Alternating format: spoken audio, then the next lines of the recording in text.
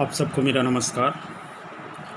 मैं डॉक्टर दीनदयाल दिल्लीवार शासकीय नवीन महाविद्यालय बेलौदी में सहायक प्राध्यापक हिंदी के पद पर कार्यरत हूँ। आज जो मेरा वीडियो लेक्चर है वह आधारित है स्नातक तृतीय वर्ष के आधार पाठ्यक्रम प्रथम प्रश्न पत्र हिंदी भाषा के यूनिट दूसरे पर, जिसमें है अवधारणात्मक विभिन्न संरचनाओं से जो तात्पर्य है, एक प्रकार से हम इसको वाक्य के रूप में भी ले सकते हैं। वाक्य के रूप में इसलिए कि मतलब एक वाक्य को जैसा हम बोलते हैं, बोलने के आधार पर वाक्य का स्वरूप जो है, उसका प्रकार जो है बदलते जाता है। ये मनुष्य के बोलने पर ही निर्भर करता है कि वाक्य के प्रकार हम कितने प्रकार से निर्धारित कर सकते हैं। एक उदाहरण स्वरूप मैं आपको बताता हूँ कि आप जाइए,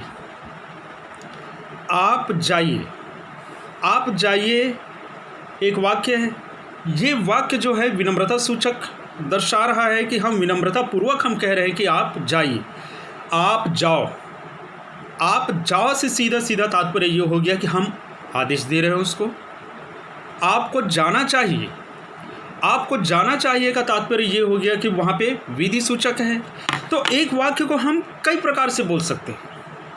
तो यही जो वाक्यों के बोलने का जो तरीका है, यही कहलाता है वाक्य की संरचना। इस वाक्य को सबसे पहले हम देख लेते हैं कि वाक्य किसको कहते हैं। साधारणतः पहले की परिभाषा में यदि हम लें तो शब्दों के समूह को वाक्य कहा जाता है। अब शब्दों का समूह जो है, शब्दों का समूह किस प्रकार से होगा कि एक शब्द से एक शब्द या एक से अधिक शब्द यदि मिल जाते हैं तो वो वाक्य बन जाते हैं। लेकिन ऐसे शब्दों को हम मिला दें जिसका कोई अर्थ ही ना हो, तो वो वाक्य कहलाएगा नहीं। क्योंकि वाक्य के लिए सबसे पहली ज़रूरी बात ये होती है कि जिस वाक्य का हम प्रयोग करें वो वाक्य हमारी समझ में आ जाए, लोगों की समझ में आ जाए उसका अर्थ जो है ना। तो आजकल जो इसकी परिभाषा हो गई है, वाक्य की बदल गई है परिभाषा, और बदल के ये हो गई है वाक्य भाषा की वह संरचना होती है ना। वाक्य भाषा की वह संरचना होती है जो अर्थ की दृष्टि से पूर्ण या अपूर्ण होने पर भी व्याकरण की दृष्टि से पूरी तरह वह पूर्ण हो,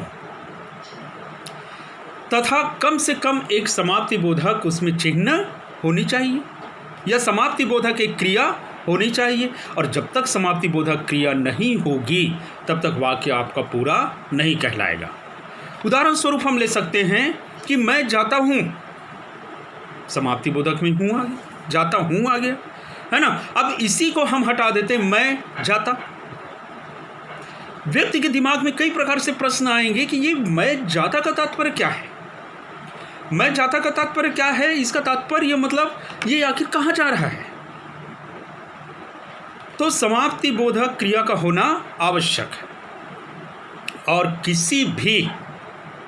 किसी की भी विशेषताएं यदि हमको देखनी है तो वो परिभाषाओं से ही निकल के आती है ना। तो वाक्य में भी वाक्य की विशेषताएं हैं जो अभी मैंने वाक्य के बारे में, वाक्य की परिभाषा के बारे में आपको बताया।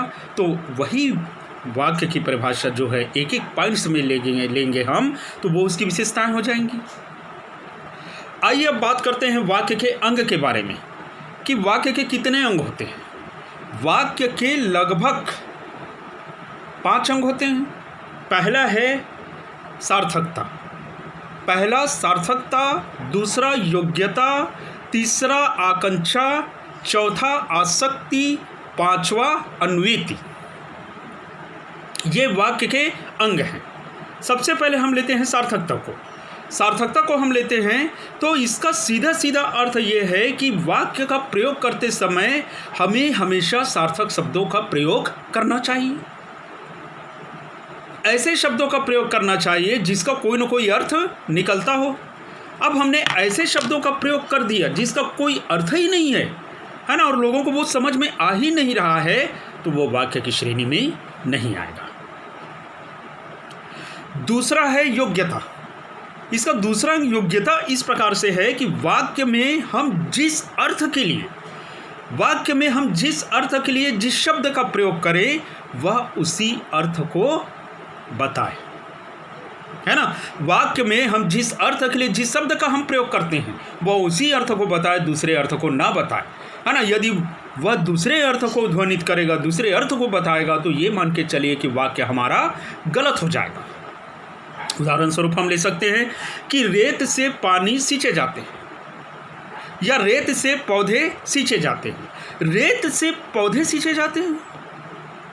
अब यहाँ पर हमने योग्य शब्द का प्रयोग नहीं किया, और अयोग्य शब्द कौन सा है, निरर्थक शब्द कौन सा है, रेत, क्योंकि रेत से कभी पौधे नहीं सींचे जाते। तो वहाँ पे हमको योग्य शब्द कौन सा प्रयोग करना था, योग्य शब्द हमको प्रयोग करना था पानी, है ना, क्योंकि पौधे जो है हमेशा पानी से सींचे जाते हैं। ठीक इसी प्रकार से योग्यता के पश्चात तीसरा है आकांक्षा। आकांक्षा का सीधा सा तात्पर्य है जिज्ञासा। वाक्य को बोलते समय, वाक्य का प्रयोग करते समय हम पूरा वाक्य ही बोले, अधूरा ना बोले। पूरा यदि हम अधूरा बोलते हैं तो सुनने वाले के मन में जिज्ञासा उत्पन्न होती है कि आखिर ये आगे क्या कहने वाला है, आगे क्या बोलने वाला है। यदि हम किसी घर को दिखाते हैं, घर को दिखाते हुए बोलते हैं कि यह वह घर है, यह वह घर है, अब यह वह घर है बोलने के बाद हम शांत हो जाते हैं, तो सुनने वाले के मन में जिज्ञासा होगी कि ये घर तो है ना, लेकिन ये घर क्या है, इसके लिए क्या मायने रखता है, क्या महत्व का है।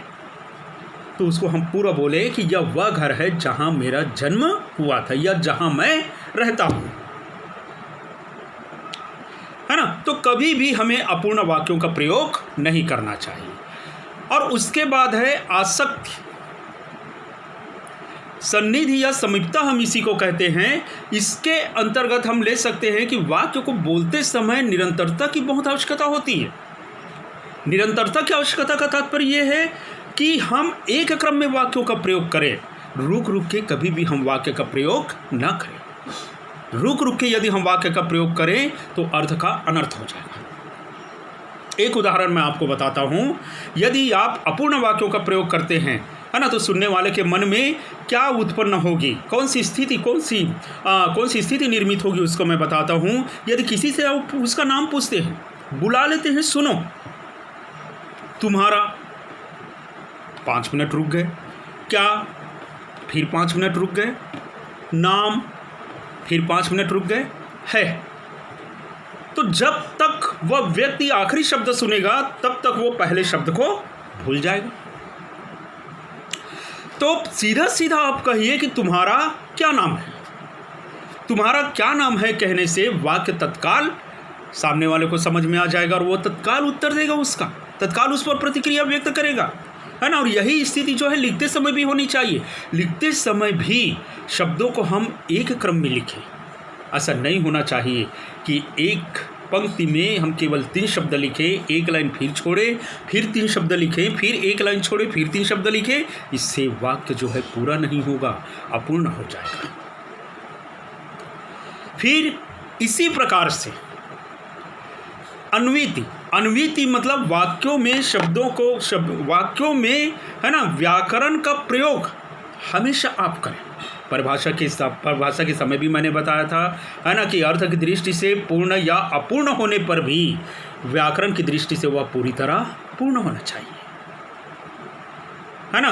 तो व्याकरण के जो मतलब नियम है, लिंग है, क्रिया है, संज्ञा है, सर्वनाम है, वचन है, इन सब का ध्यान में रखते हुए ही आप वाक्यों का प्रयोग कीजिए, तभी आपका वाक्य जो है पूरा होगा। मैं नेक्स्ट वीडियो में आपको बता रहा हूँ इसके बाद